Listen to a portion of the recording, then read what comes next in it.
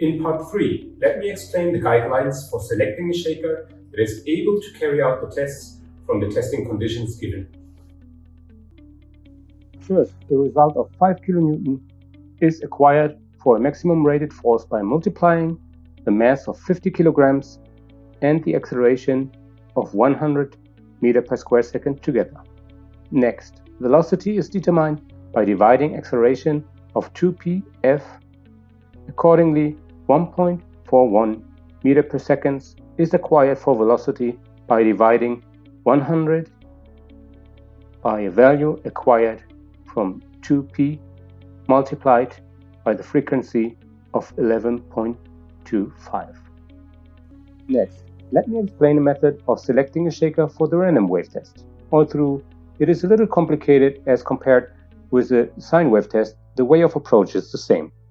In other words, let's confirm whether or not the rated force, velocity and displacement satisfy the specification. However, note that a root mean square value is specified as the testing condition for the random wave test. Next, let me explain the method for selecting a shaker for the shock wave test.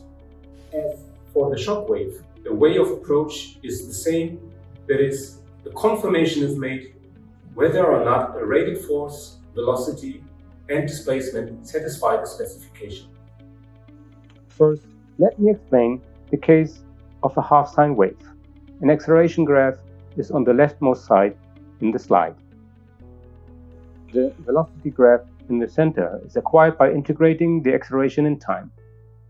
The displacement graph on the right side is acquired by integrating the velocity in time once again. Please pay attention to the portion enclosed by the red circle on the right side in the velocity graph. Next, let me explain an SOR test, a test in which the sine wave test and the random wave test are joined together is referred to as an SOR test. Let us confirm whether the square root of a sum of the RMS value squared to the sine wave and the RMS value squared of the random wave is equal to or less than a random rated RMS value or a rated force of the shaker.